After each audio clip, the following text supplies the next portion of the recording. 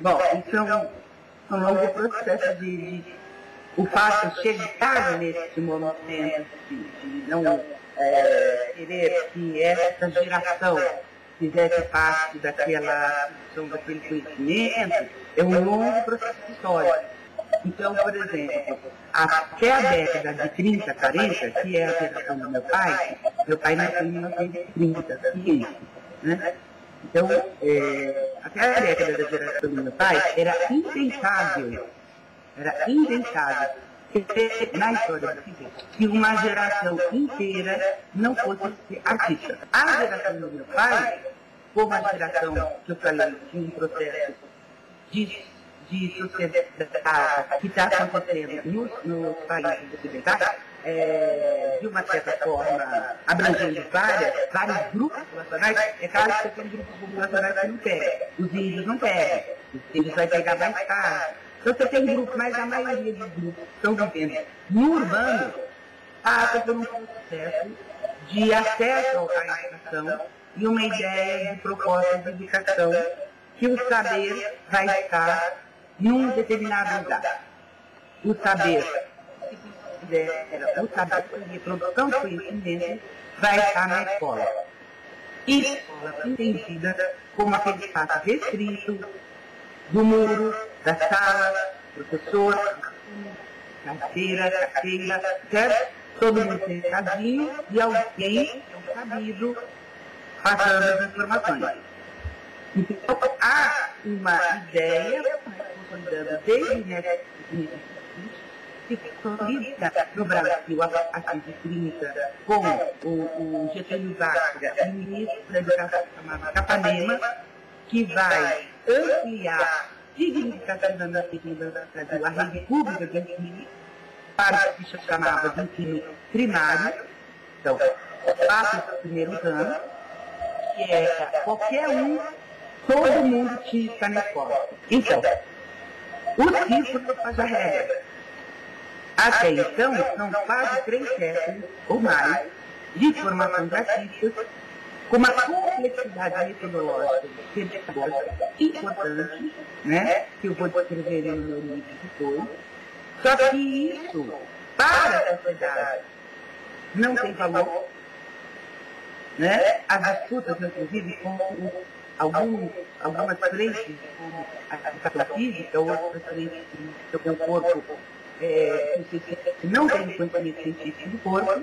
Então, ou seja, esse saber do ciência, que nós estamos falando agora do físico, esse saber do ciência, para a sociedade que olha essa produção, são crianças que não têm educação, é um legado da não família, do não trabalho e da não casa. O ciente que até a década de 20, 30, isso não era algo que tocava, porque o seu território, a sua casa, o seu trabalho, é o lugar da família, vai passando também por processo de transformação. Porque o ciclo sempre está em sintonia com o seu momento histórico. Aí, a minha geração, da minha família, mas na projeto só com a minha família, nós somos em 14 filhos e nenhum foi ser assistido. Isso era impensável até o momento para a história do ciclo no mundo. Quando a gente parou para fazer o ciclo na cidade de São Paulo, minha mãe não era filha. Então nós estamos morando com a família da minha mãe, com os meus avós maternos, e tios e tias em São Paulo. E no final da década de 70, começo de 80, meu pai vem do circo, meu pai e meu tio vêm desse. Então não tem da família para ir, né? E nesse momento, nós 14, já somos outros profissionais. Eu trabalhava em banco, mas fazia faculdade de serviço social. Minha prima está fazendo fisioterapia, meu irmão administração de empresa, minha irmã direito, outra prima, enfim. uma de educação física, ou enfim. Temos os filhos mais novos, dentistas. Quer dizer, cada um seguiu uma profissão que não tinha nada a ver com isso. Em 1985, eu ainda trabalhava no banco, já era formada em serviço social. Em 1986, mas não estava exercendo serviço social, estava só no banco. E aí, em 1985, minha prima liga para mim e disse que tinha uma jornalista que queria saber sobre a história do circo. E aí eu falei, mas eu não sei nada sobre a história. A gente sabia sobre os causos, os familiares. E aí isso foi um dispositivo importante em mim. Aí eu comecei a entrevistar meus tios avós. E quando eu comecei a entrevistar meus tios avós, eu comecei a entrar num universo que eu desconheci completamente. E um universo que eu comecei a ter uma percepção da riqueza que era aquele universo para a produção cultural brasileira. E o quanto nós não sabíamos daquilo. Aí, de 85 a 88, a 87, eu entrevistei várias pessoas. E aí eu disse, não, eu quero que essas entrevistas sejam isso para dentro do mundo acadêmico. Eu quero que o mundo acadêmico saiba da importância dessa riqueza cultural. E aí eu fui prefeito vestibular de História, na Unicamp, na graduação. Eu poderia ter prestado da pós direta, mas não quis. Aí eu fiz graduação e ampliei o leque de entrevistas, e quando eu entrei no mestrado, eu já estava com todas as entrevistas, aí eu fiz mestrado e doutorado. Foi assim que eu entrei por outra porta para o mundo do circo. Eu acho que quando as pessoas vêm contar a história do circo, uma das coisas que eu converso nas minhas aulas dos alunos é assim, não é você contar a história, porque isso se faz. Mas a partir do momento que a fruta definitiva como da Verônica Caótica, da Luiz de Castro, Mário Banheiro, que somos os primeiros pesquisadores, né? A Regina Horta do Horta, um pouco antes pela universidade, mas nós começamos as pesquisas antes de entrar para a universidade. A Alice e a Verônica não fazem parte da academia e não têm pesquisas importantes. Então, mas quando eu comecei a minha pesquisa, a coisa era o seguinte, a história social do teatro, da música, da dança, de todas as peças, ou seja, da produção do patrimônio cultural brasileiro, tem um silêncio muito grande em relação a isso. Então, a importância é que não dá para falar da história até hoje. E para mim, olha o que está acontecendo agora. Nós estamos fazendo história. Certo? Uma história antigamente apenas. Então não dá para você contar nenhuma história cultural brasileira da América Latina sem falar do circo. E se começam muitos equívocos nas histórias quando você silencia na pandemia. Alguns autores até falam do circo, mas falam como no momento que algum artista famoso se apresenta no circo, para logo sair dele e conseguir coisa melhor. Mas não é verdade. O circo já estava antes de vários territórios aparecerem, como televisão, rádio, televisão e etc. Então, a importância não dá para falar da história do patrimônio cultural brasileiro sem falar disso. Eu acho que ampliou significativamente a partir de que há 20 anos atrás, 30 anos, era zero. Né? Então, veja, há uma questão assim, você tem, por exemplo, a Europa, em particular nós vamos falar da França, você tem uma altíssima produção de investigação e de pesquisa publicada. Só que, a partir da década de 60, a França fez uma pesquisa, quando a população saía de casa, o que ela ia ver? 70 você já tem a televisão na casa, certo? Principalmente na França. Mas se ela saía de casa, ela ia ver, ganhou o tipo. para grande quanto da população, grande quanto dos pesquisadores. E para nós também. E aí, a França começa, diferente de vários países, diferente do Brasil, a França começa um investimento num intelectual fortíssimo e investimento econômico. Isso gera escola reconhecida, escola que forma, que diploma, que conhece o artista como um profissional, que nem engenheiro, que nem médico, que nem professor, etc. Então você tem uma formação na qualidade, tem vários investimentos. Quando você começa a ter esses investimentos, há um engajamento do societário, né? Uma capilaridade na sociedade que você vai tendo vários lugares que estão fazendo. Então você tem várias escolas, você tem a primeira escola na Europa, que é a Infracampini, que é uma escola pública. Aí você vai ter Cuba e assim por diante. No Brasil, desde a década de 20, já está se sabendo sobre a escola de física fora da Luna. Então você já tem textos escritos da necessidade de você ter uma escola de física que te ensine as letras e as artes. Só que é pensada apenas para dirigentes físicos. Na América Latina, o Brasil é meio que pioneiro nessa questão da escola fora da Luna, né? Com a Academia Piolina da Assistência. Apesar da Academia Piolina da Assistência ter uma iniciativa pública da Estado de São Paulo, no final da década de 60, não há grandes investimentos financeiros. E não há grandes investimentos de importância de formação de escola física.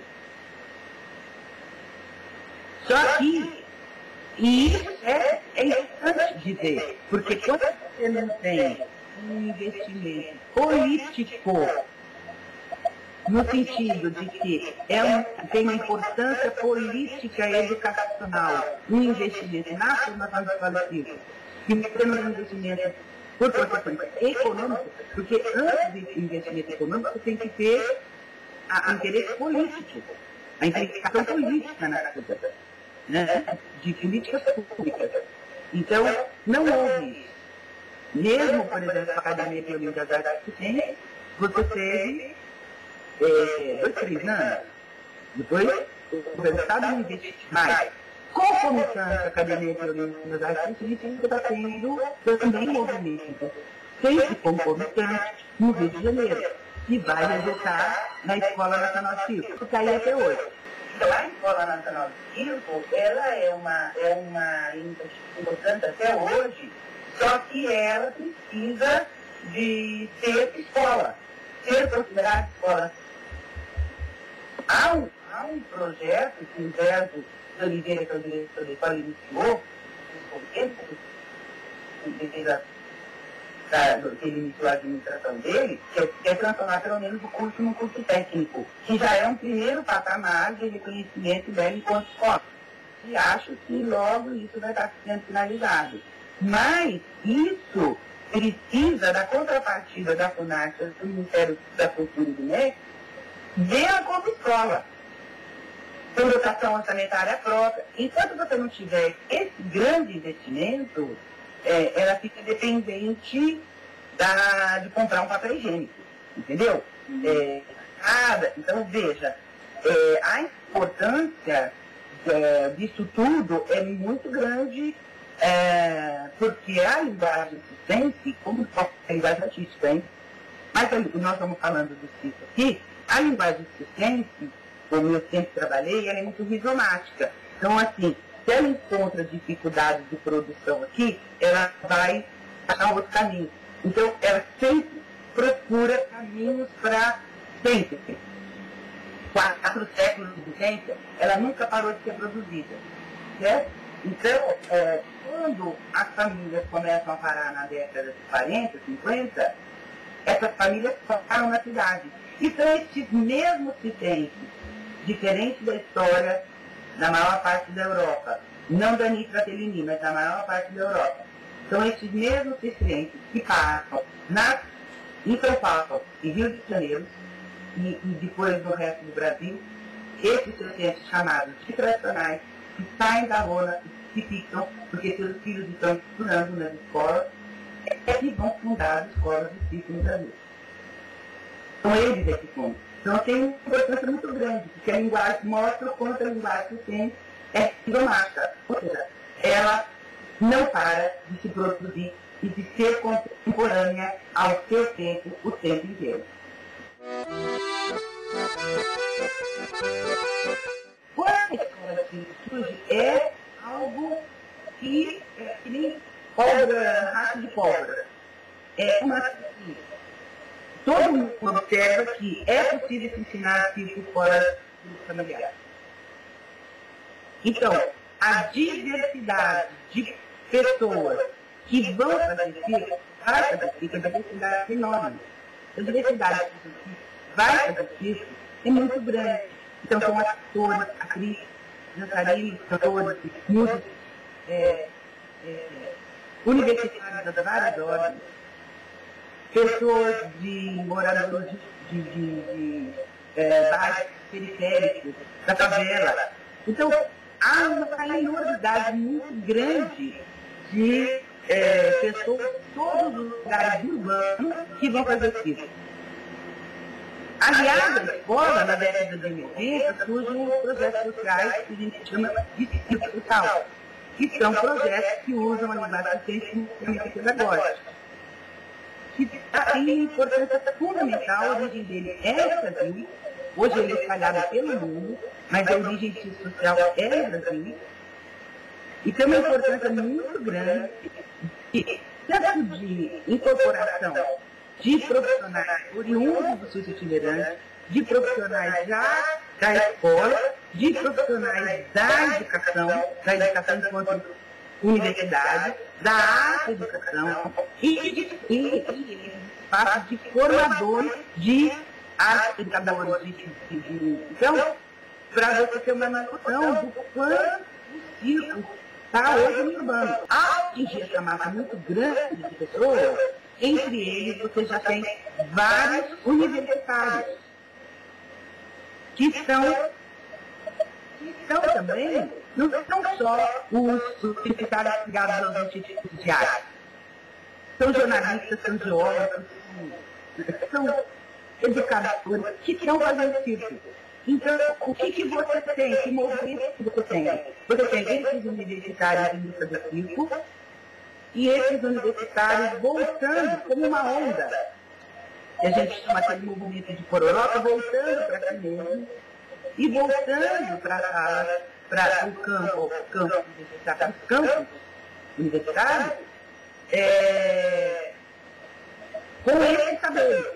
E gerando uma demanda para a universidade, profissionais dentro da faculdade que atendam aos projetos de pesquisa que estão fazendo. Né? Então, veja, isso amplia significativamente os projetos de pesquisa e TCC, mestrado, doutorado, para dentro das universidades. Então, você tem uma gama enorme de categorias. Claro que ainda pouco frente à produção francesa, que desde 70 tem um investimento maciço em dinheiro nessa área. Mas nós somos eles, né? Então, o circo faz parte das pessoas artísticas, quais as artes que estão incluídas no que eu chamo de linguagem científica. Não é só acrobática, porque esse é o problema de uma certa produção de memória gráfica consistente de alguns anos para cá. As artes circo é só acrobacia, porque é uma influência americana muito forte pós-guerra que transformou o circo em aquele espetáculo de ginástica olímpica, de virtuose e de risco. Mas o circo não era só isso.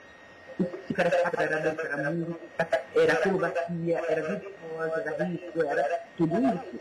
Então, era um espetáculo da diversidade, tanto, por isso que ele fazia tanto sucesso. Quando ele caminhava, então, você imagina um espetáculo que incorpora as linguagens artísticas contemporâneas e locais, ele não pode ser o mesmo em duas cidades vizinhas. Entendeu? Ele é sempre o mesmo, é isso que eu falo, ele tem sempre a permanência e a transformação como condição dele. Então, ele nunca pode ser um espetáculo igual. Então, essa é a primeira coisa que eu queria deixar claro. Mudança e transformação e permanência sempre esteve presente no ciclo. Certo? Agora, o que é de importante, de uma transformação importante, são as escolas para fora da lona.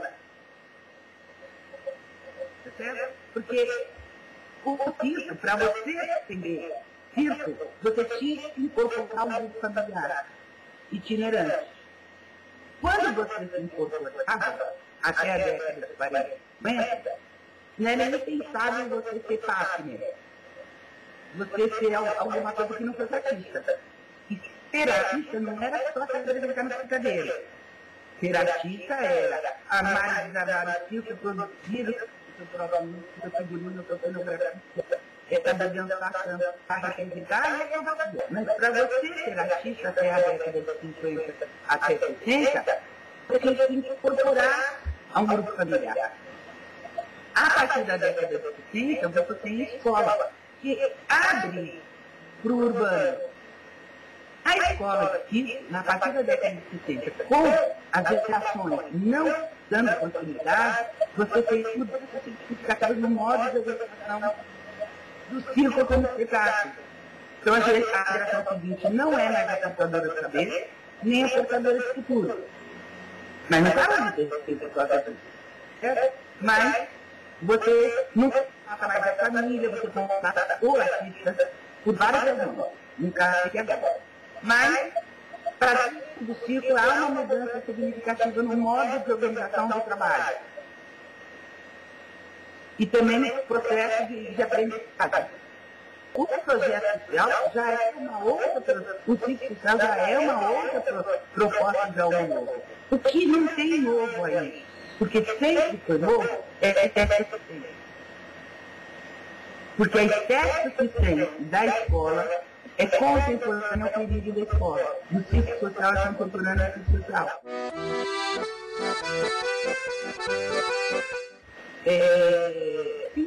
Não, é assim, por exemplo, outro dia eu estava conversando com um diretor que está fazendo um trabalho de teatro aí, e é engraçado que ele contratou as artistas que trabalhavam na rua, e aí ele falava, e aí ele mantinha o discurso assim, mas o circo acabou, né?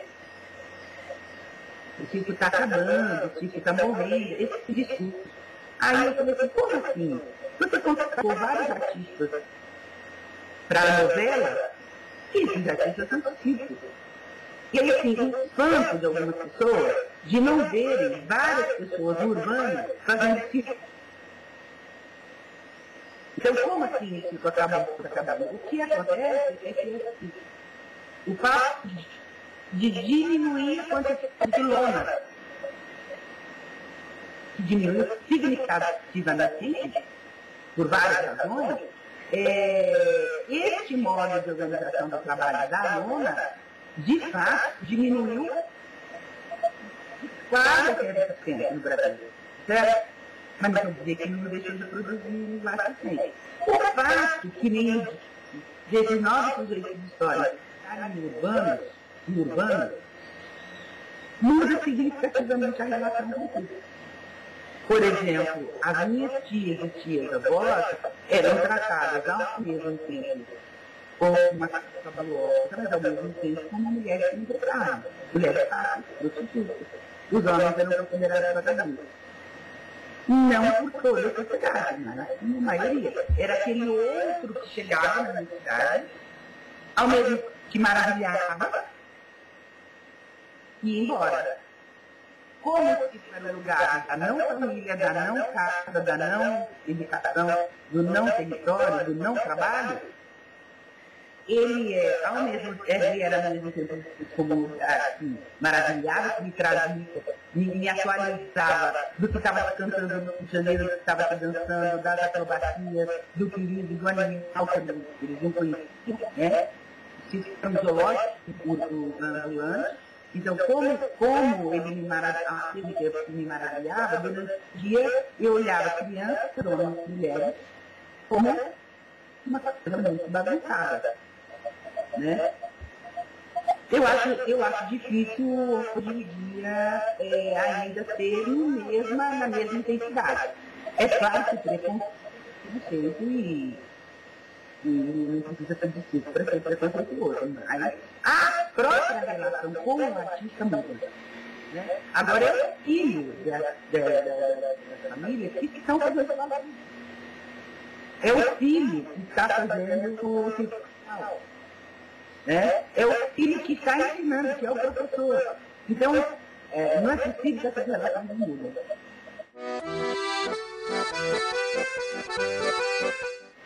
É preciso esse conceito circo muito fechado, né?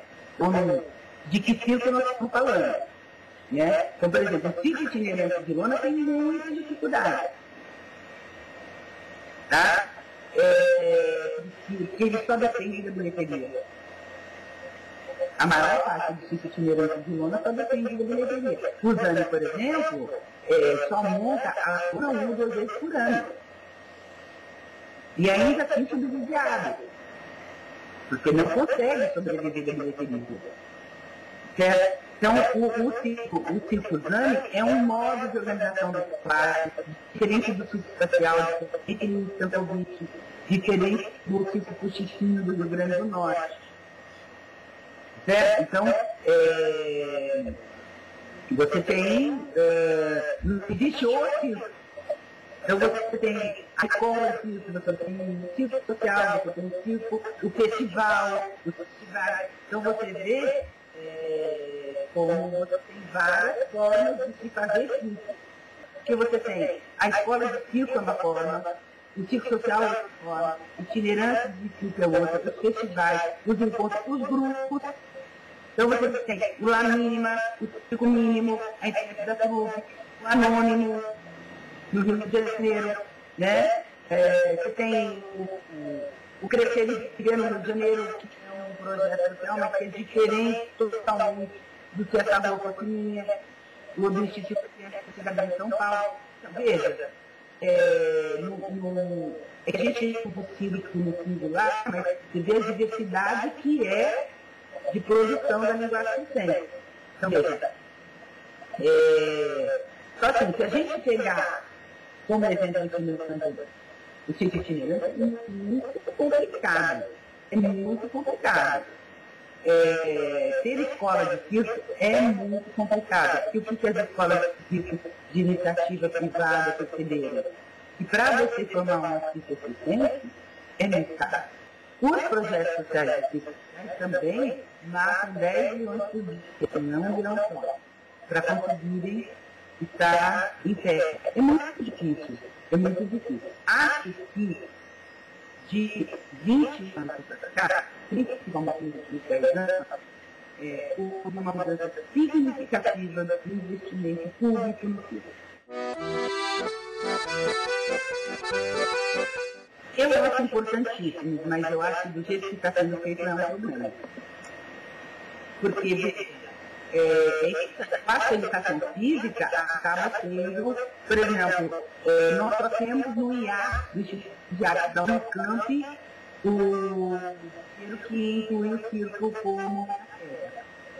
Depois a educação física da Unicamp, através do professor Márcio Bertoletti, que também tem disciplina sobre o circo. Né? Mas, veja, os outros institutos de arte dificilmente têm o circo como disciplina. Então, o que nós temos de debate é que você tem vários cursos de educação física, incluindo o circo como... Nem sei como disciplina, às vezes não dá nem para saber como esse nome. Porque então você tem, por exemplo, na hora das pessoas, dos alunos, escolherem os campos de pesquisa para o TCC, ou para a iniciação científica, é lá o filtro. Aí você vai ver, não existe quem dê filtro. No corpo docente não existe um professor que dá esse filtro. Mas tem o caso filtro. Terrível. Além de ser uma questão complicadíssima se você pensar no modelo pedagógico educacional. Certo? E, além disso, eu acho que, por exemplo, em alguns casos, que está se ensinando circo nesse lugar, a pessoa faz 3 meses de pesquisa, é contratada por uma academia de ginástica, e a academia de ginástica vem de lá. Estamos dando circo. E é circo. E a pessoa tem 3 meses. Não há controle da segurança, não há controle do material de segurança, você não tem controle desse profissional. Além do que, tem um lado complicado ainda, que é o seguinte: os saberes, por exemplo, não existe no Brasil uma universidade que forme ciência. Então, quando você vai ter um concurso na Escola Nacional de Ciências, um concurso público, quem eles contratam? Quem tem diploma de graduação. Que vale desde o jornalista, o jovem, qualquer diploma que entra para ser professor na escola de ciências. Como é que pode ser? Isso é inadmissível. A essência